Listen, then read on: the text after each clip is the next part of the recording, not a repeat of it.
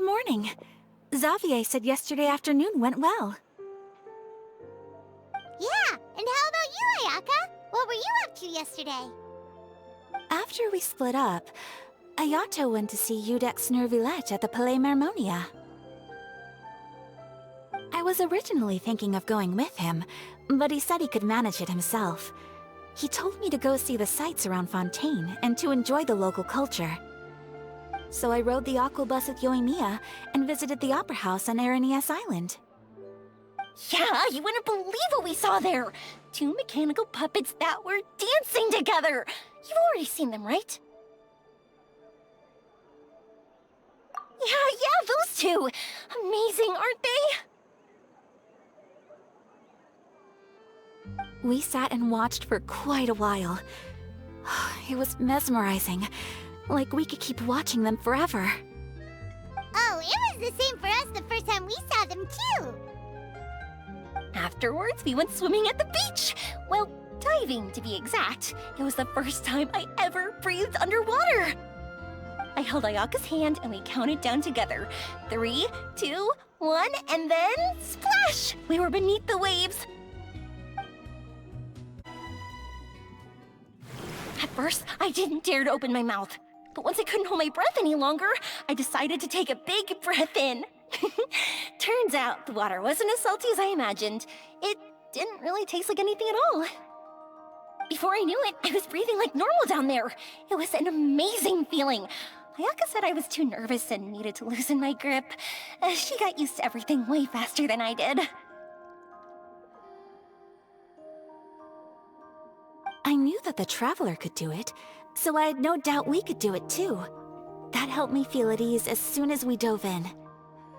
The underwater world in Fontaine truly is beautiful. I love seeing the romaritime flowers blossoming underwater, like little candles lighting up the streets at night. Yeah, and there were so many creatures that we've never seen in Inazuma. Like those fish that shimmer like a sword blade. Whoosh! Oh, and those big fish that call when they see people. Ooh. Oh, you mean Hunter's Rays and Blubber Beasts! I just love the name Blubber Beast. Just wait till Pops and the others hear about this.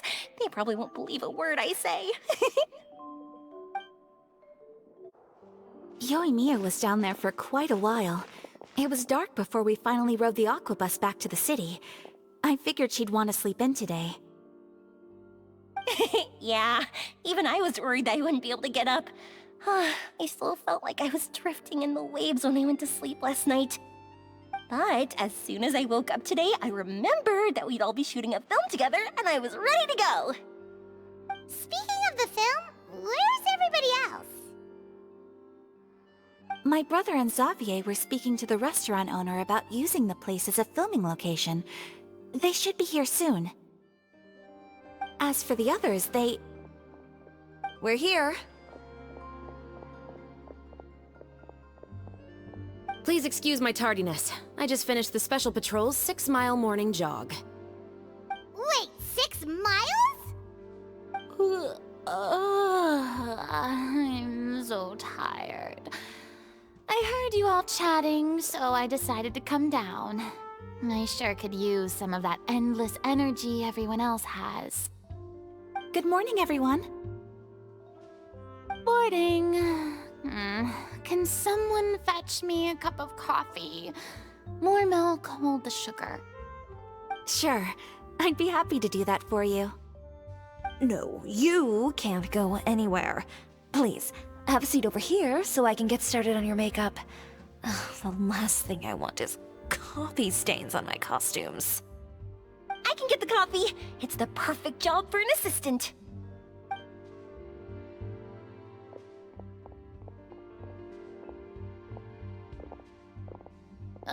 So much energy. Seriously, what's her secret? Oh, Yoimiya's always like that. But you sure look exhausted, Farina. It's because you're not used to waking up so early, huh? Of course not. I spent the whole night reading the novel from cover to cover, marking sections that either need to be omitted or adapted. Wow. Paimon didn't expect you to be so thorough. Well, I was the biggest star in all of Fontaine after all. It takes more than just a pretty face to earn a reputation like that. I know how to get serious when the situation calls for it. I went all out when I was acting as an Archon, so why wouldn't I do the same for my own life? Here's your coffee, Director Farina.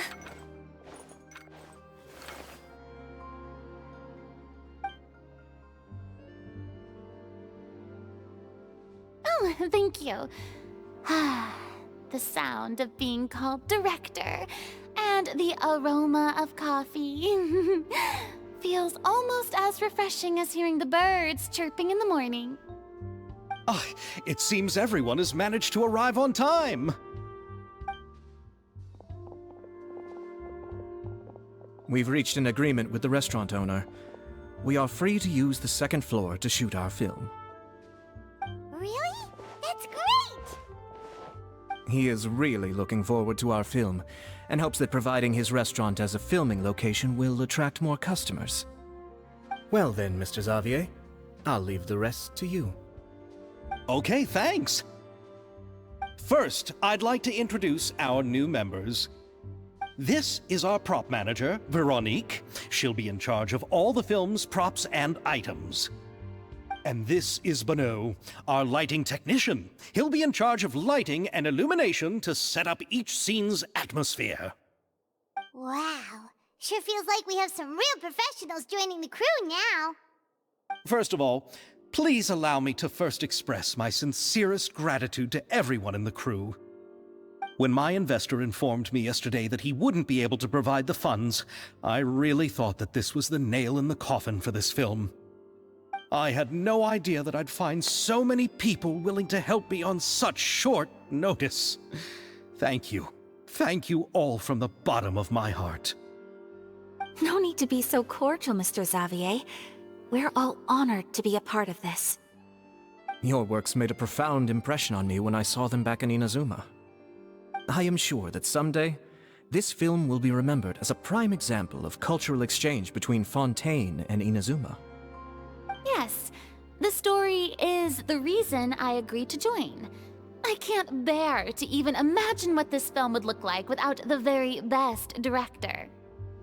Anyway, I would like to make a promise to everyone that as the producer of this film, I'll do whatever I can to ensure that everything goes as smoothly as possible. This is not just my film. It also embodies the thoughts and feelings of every person here, as well as the endless effort we are about to pour into it. So, without further ado, The Two Musketeers will officially begin filming now! You may take it from here, Director Farina. All right, listen up, everyone.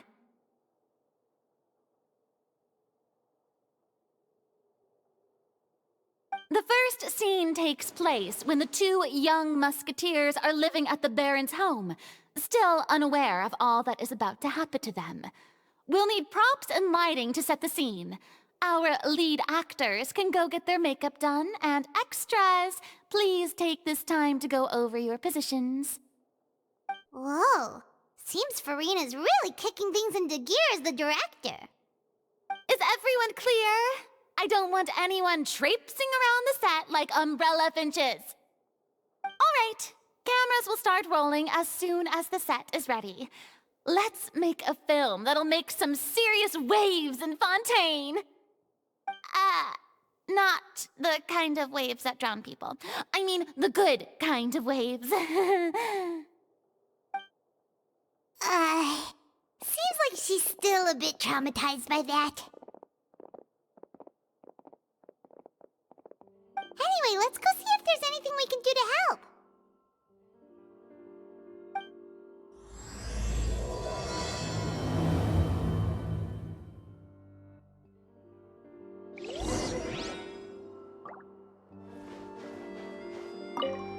I don't need any help here. Why don't you try asking someone else?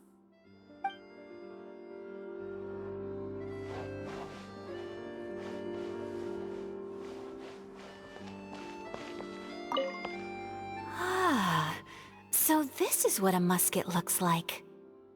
Not exactly.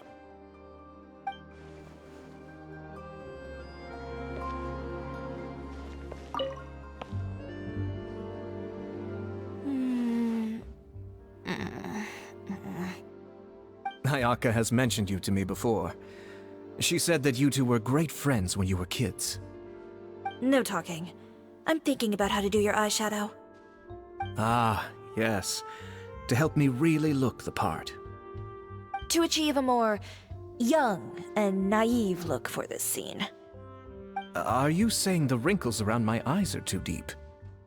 You just have too much of a calculating look in your eyes. You sure don't mince your words.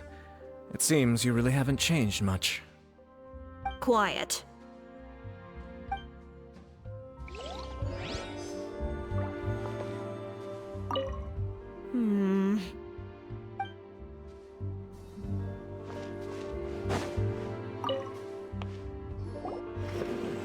How about here? A little more to the left. You got it. Hey, Yoimiya, do you need a hand? No, I'm fine. You know, doing the lighting is kind of like designing a fireworks show. It's interesting to imagine what kind of atmosphere the lights will create.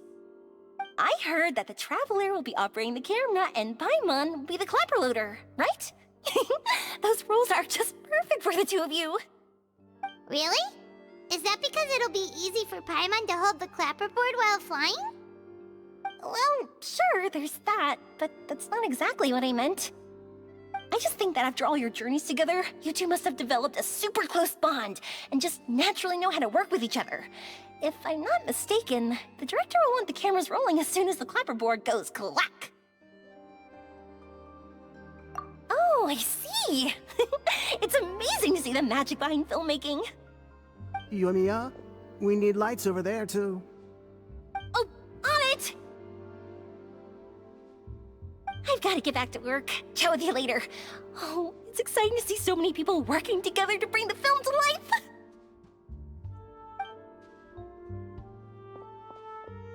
Seems like Yoimiya's really getting into it. But she was right. We do have a super close bond, don't we? Paimon's really happy to hear that.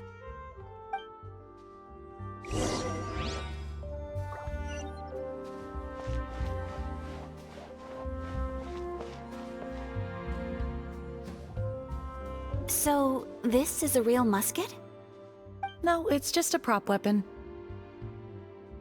Not bad. Have you seen a real musket before? Only in books and newspapers.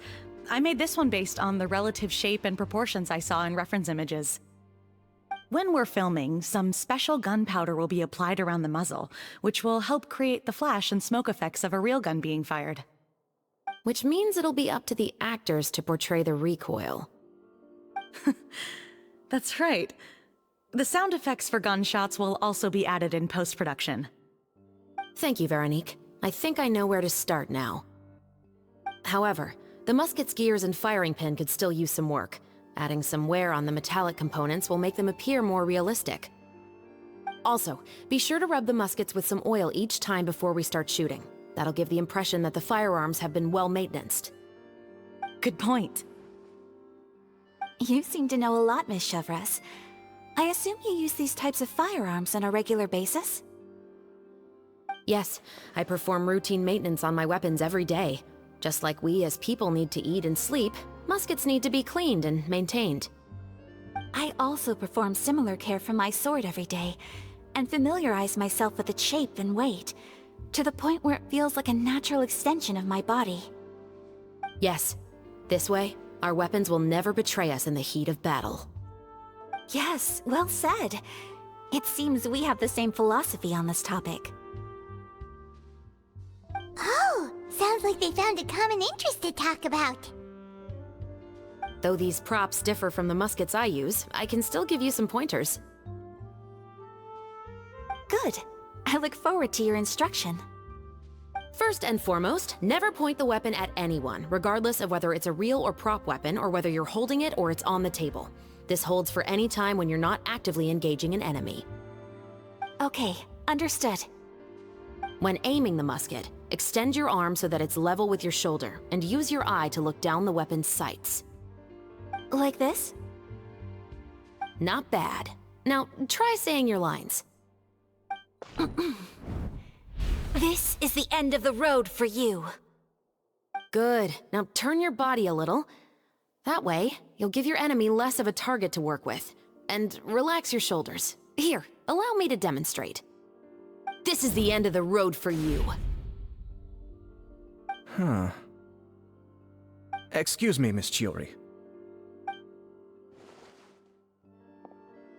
Director Farina, there's something I wish to discuss with you.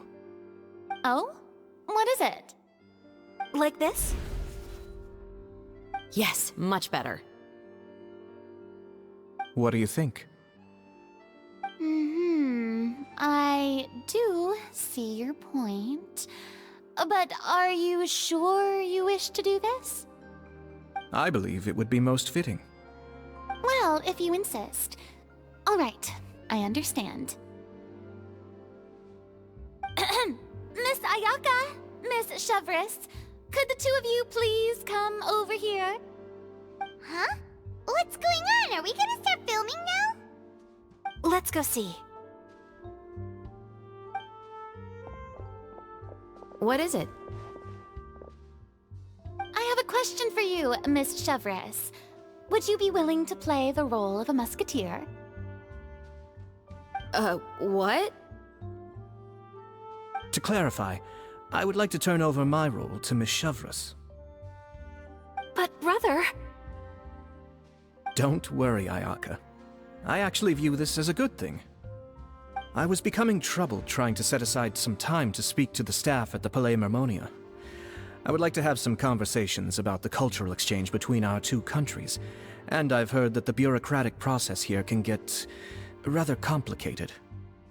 Now, I will be able to focus on my work. Besides, you also know that I'm not really one for public performances. Are you really sure? From a director's point of view, I also felt like the relationship between the two musketeers in the original story could be improved. The older brother in the story plays the lead role with his overbearing character, but this causes his character to overshadow that of his sister, and the theme of the two supporting and relying on each other isn't conveyed very well. But if we were to change the siblings to two sisters of a similar age, then that aspect of the story might come through more clearly. Also, I've seen you instructing Ayaka. That cold and dignified personality is exactly what we need for the older musketeer. Of course, even with all these insights, the decision should still be made by Miss Chevreuse. Chevreuse mentioned that she really likes the story, right? Paimon bets that she'll take the role. All right, I'll take the role. Good. It's decided then. I'll get started on making edits to the script. We'll also need to make some immediate adjustments to the lighting, props, and costumes.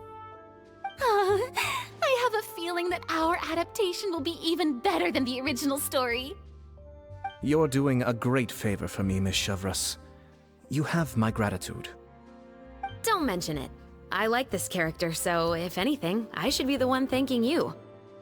Well, since my brother is the one who brought up the idea, I suppose there's no need to worry. Let's go, Miss Chevreuse. I look forward to working with you.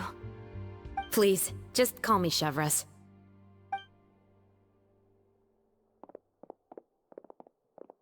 Seems like you're really going out of your way to solve the problem I was having with your makeup. Surely you jest, Chiori. I assure you that I was mostly motivated by a desire to spend more time on formal business. Oh, come on. You really think I'd buy that? According to what I've heard from Ayaka, her brother is someone who can juggle 10 different matters at the same time.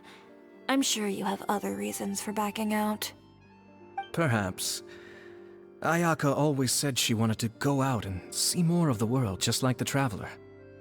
But I feel that she needs not only to see other nations, but also to make some different kinds of friends. I think it would be harder for her to make new connections with me constantly by her side.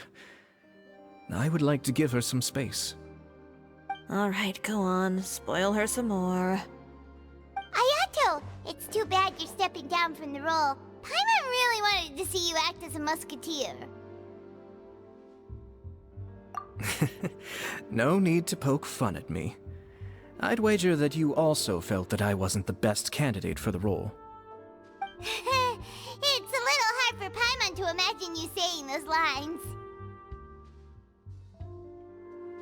Yes, I've made an appointment to meet some people from the Palais Mermonia. Now, I will have some more time to prepare. Traveler, get the camera ready.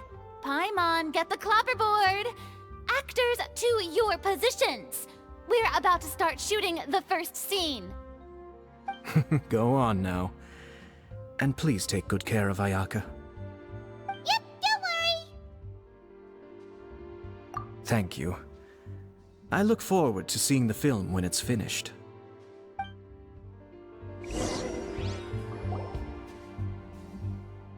All right, now that we're all here, let me help set the scene for everyone.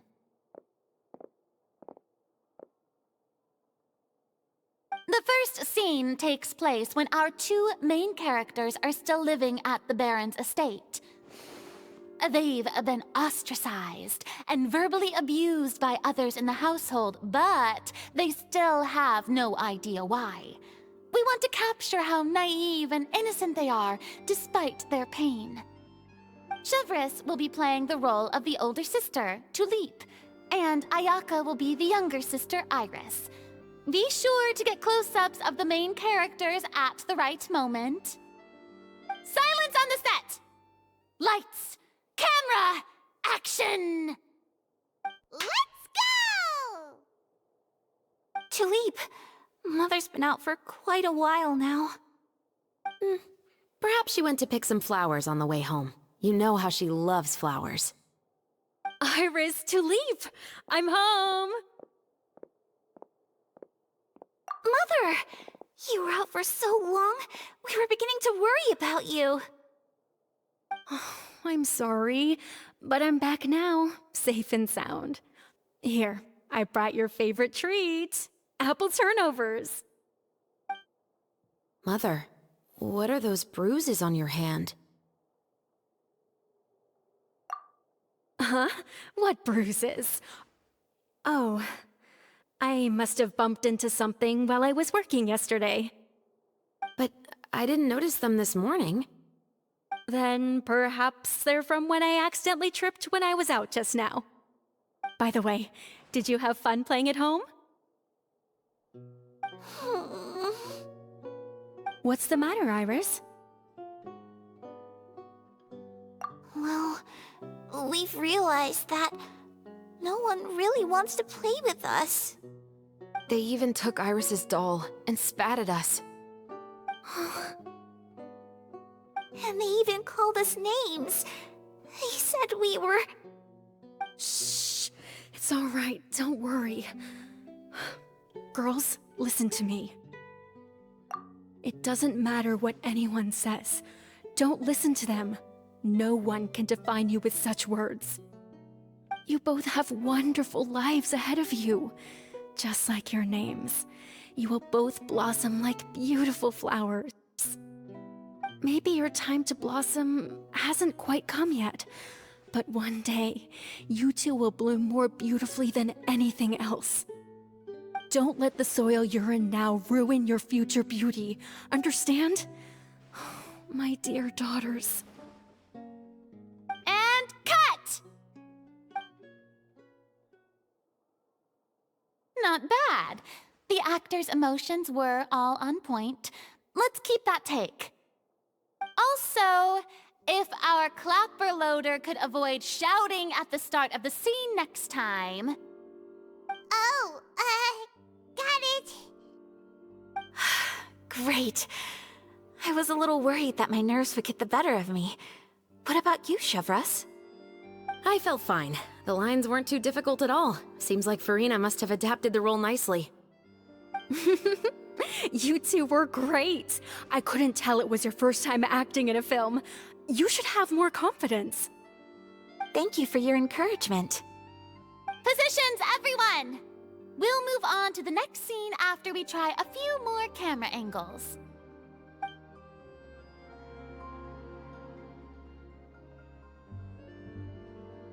This scene is when our two characters return home, only to discover their mother has been murdered. Ready? Lights! Camera! Action! Mother, we're back! Mother?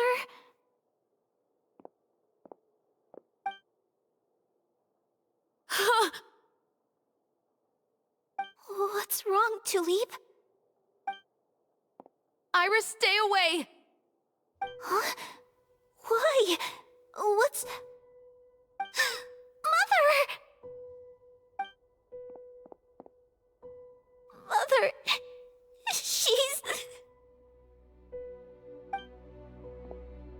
Huh? There's poison in this cup. Huh? I could have sworn I've seen this kind of cup before. Those aristocrats. They didn't even try to cover up their actions.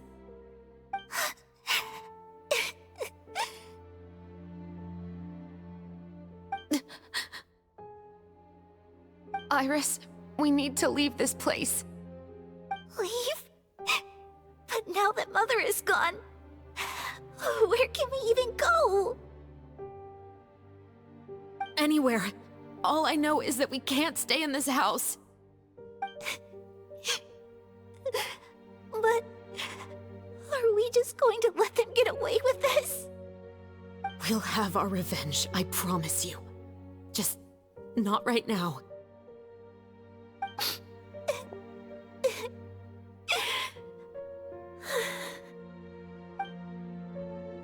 Come on, let's go.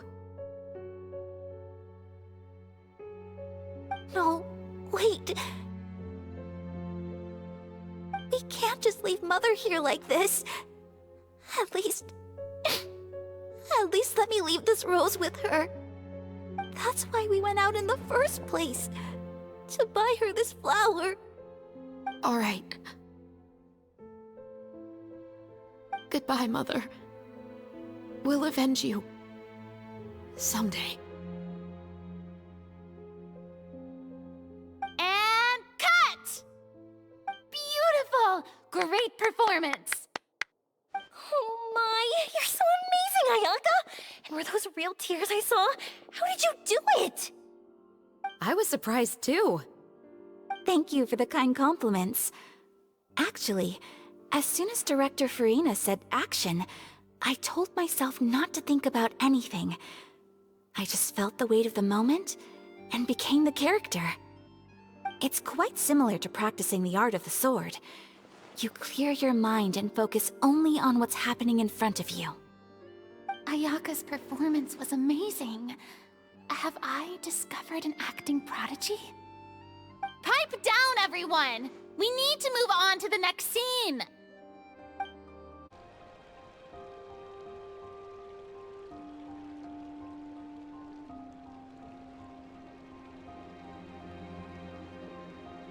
Huh?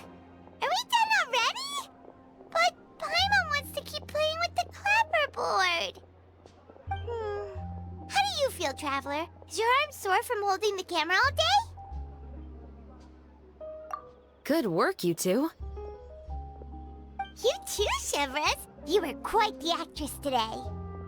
I've read this novel many times before. I have a good grasp of my character's mindset. Anyway, do you remember my request from yesterday? Oh, right! We were having so much fun that Paimon nearly forgot! You have a case where the murders seem really similar to the cases in the novel, right? So, how are they similar exactly? In the story, the main characters grow up to become two musketeers, always using their guns to carry out their revenge. And on each of the victims, they place a rainbow rose as a signal that they've returned. Yes, that's correct. We found rainbow roses just like in the novel.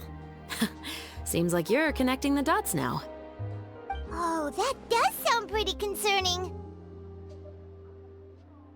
Especially after seeing the script today. Oh, now Paimon can't stop wondering what kind of ulterior motive the murderer might have. What do you think, Traveler? You're smart. Paimon wants to hear your thoughts. Good. On behalf of Fontaine's Special Security and Surveillance Patrol, thank you for your dedication to justice. There's no time to lose. We should start investigating right away. Follow me. Huh? Right now? But we just got done filming all day. Paimon's so tired. The most valuable intel always comes after nightfall. They are like small, remote islands in the middle of the sea. If you don't stay vigilant, you will pass right by them in the fog. That's how one of my favorite books always puts it, at least. So, where are we going right now? Let's start by checking out some workshops that sell mechanical components. If the culprit is making their own weapons, it's very likely that they'll visit those sort of places. Welcome to Le Show's Clockwork Workshop. How can I help you? Hello. I'd like to know if anyone has purchased some special components lately. Special components? Sorry, could you be more specific? I mean the kind of components that aren't typically used for clockwork toys, but for firearms. Huh? For firearms? No, we don't sell those sort of things here. Don't misunderstand. I'm not here to cause any trouble. We are merely investigating a case, and we're hoping that you could cooperate. Well, to be completely honest, I'm not even sure what kind of components that would entail. Has anyone ever purchased components here as an individual rather than on behalf of an organization? We have a lot of customers who buy toys, but those who buy components are all regular customers who buy in bulk on behalf of their organization. Is that so? I understand. Thank you for your cooperation. You're welcome. It's the least I can do. Oh, hey, Chevreus. Run out of oil for your musket again? Hello, Estelle. I want to know if anyone has come to your shop recently to order some firearm components. Oh, is this another case? Let me think. I don't think so. Some people have requested that I make some prop guns for the Fontanalia Film Festival, but I refused all of those requests. Oh? Why's that? Because there's no profit! I only make things here that can do some real heavy lifting. I don't have the energy to make some new molds just for the festival. Then has anybody come specifically looking for mechanical components? Well, I usually sell off my scrap to the Flёv Sandr. I don't typically give them to one specific person. I understand. Thanks for your cooperation. Don't mention it. Always happy to have the Musketeers' patronage. Seems like we haven't found any leads to go off yet. Yeah, unfortunately. All right, let's head to Flёv Sandr next. Huh? Are you sure? People might not be so thrilled to see the captain of the special patrol there. You think so, huh? Then I guess you don't know. Huh? Know what? That I grew up in Flёv Sandr. What's all this? Some broken planks and barrels, as well as some liquor bottles? Yes, but have a closer look, Paimon. Even though somebody has purposefully tried to clean them up, these are obviously marks from musket bullets. In other words, someone was here trying to improve their shot. They were using the barrels and bottles for target practice. Could it have been the killer? Your guess is as good as mine. Although many people at Flёv Sandr own guns, few hide the fact from others.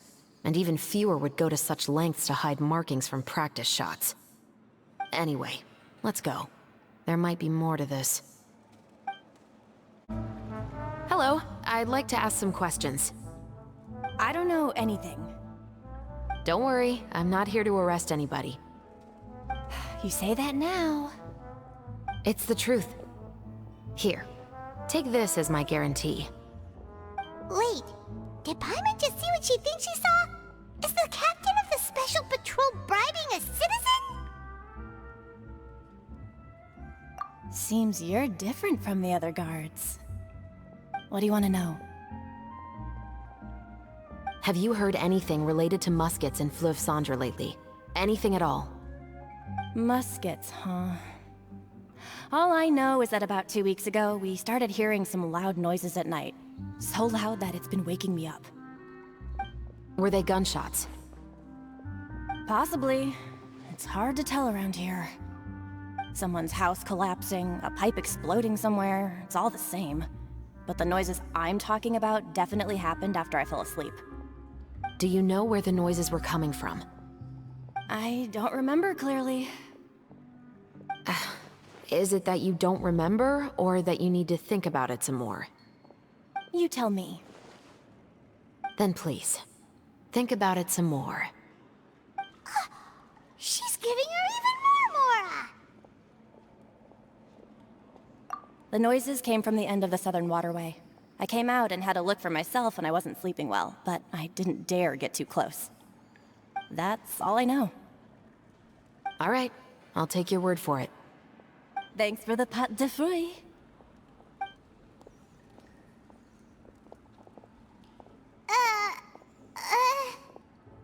No need to be surprised. I grew up here, remember?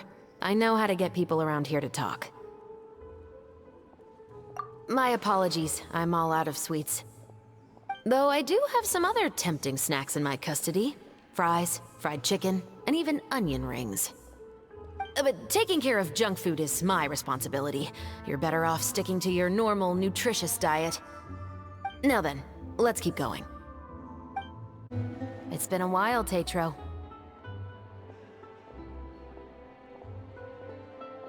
Please, just get on with your request. I want to know if you've heard anybody talking about muskets lately.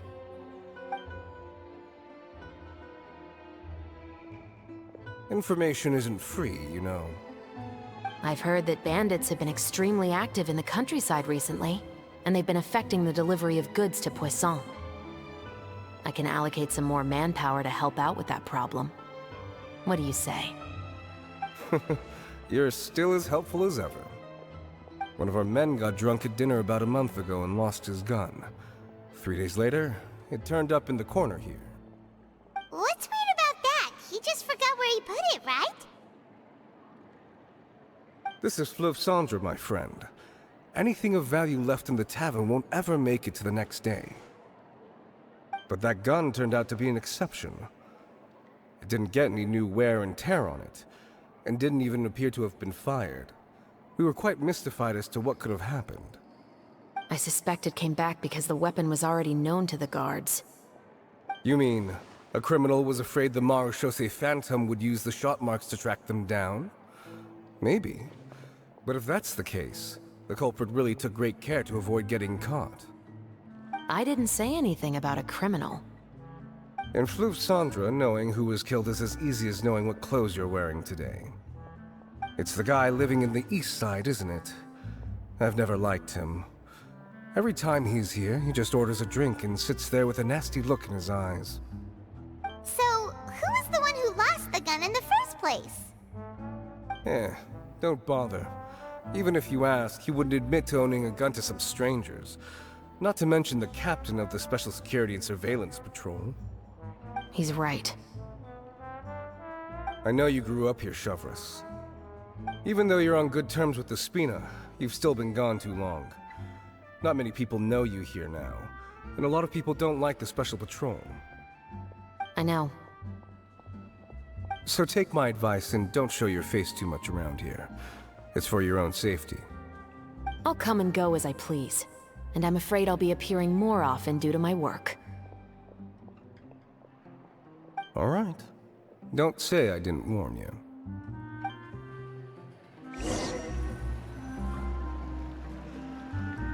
Seems like that's all we'll be able to uncover for today. Paimon feels like we managed to learn a lot more here than up on the surface. Yes. Assuming that everything we found is indeed connected to our suspect, then their timeline was probably something like this. A month ago, our suspect found a gun and took it home to disassemble it. Once he'd figured out its mechanics, he brought it back. In the following weeks, he used some parts to create his own makeshift musket, and took it to the Flёv Sandr for target practice. Then, a few days ago, he found his target and carried out the murder. Once the deed was done, he left a rainbow rose on the body, just like the scene in the novel. That all makes sense to Paimon, but we're still no closer to figuring out the killer's identity. The deceased was a resident of Flёv Sandr. It's said that he was a poor, solitary man. Yeah, that's also something I'm trying to figure out.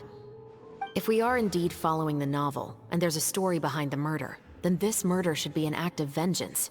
But according to our investigation, the deceased didn't have any enemies. He was no saint, but no one's heard of a rival who hated him enough to shoot him dead, much less care to leave a rose on his body. What message is the killer trying to convey, and to whom exactly? We've thoroughly investigated that possibility. He claims to have spent the whole day at the Opera House on the day of the murder, and the staff there have confirmed his account. Okay, so he has an alibi. Not only that, he lacks a credible motive as well. He has a family of his own, and both of his parents are still alive. I've looked into his records. He was adopted at the age of 6, and all the proper procedures were followed. There are also records of him at an orphanage before then. In the story, the mother of the 2 musketeers was murdered after the children turned 10. Of course, he could have changed the children's ages, but I don't want to assume anything without evidence. More importantly, I've also had a chat with him in person. He didn't seem like the kind of person who would pull the trigger to kill a man. Then, what should we do now? We have all this new information, but it doesn't help us move forward. Investigations take time. I didn't expect us to catch the culprit in just a single day. How about this? Let's spend the next few days filming with the crew. We can continue the investigation once we're done with the film. I'm sure that given time, new leads will present themselves. Wait, but weren't you saying Intel is like small, remote islands in the middle of the sea just a moment ago? Wouldn't you just miss them if you were to stop looking? Ah, but the book had more than one reference to the islands, Paimon. Oh? What else did it say then? As long as you spend enough time sailing through the fog, you'll eventually come across an island.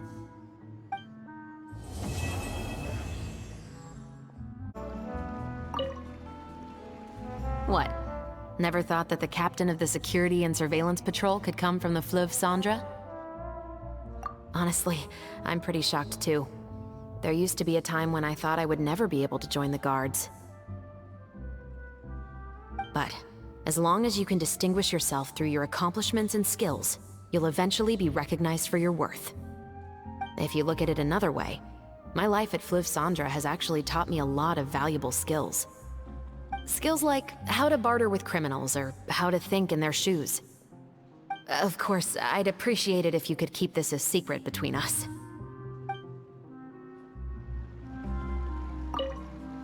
What? Never thought that the captain... You mean rising through the ranks? It was a struggle, for sure. But as long as you can distinguish yourself through your accomplishments and skills, you'll eventually be recognized for your worth. If you look at it another way, my life at Flёv Sandr has actually taught me a lot of valuable skills. Skills like how to barter with criminals or how to think in their shoes. Of course, I'd appreciate it if you could keep this a secret between us.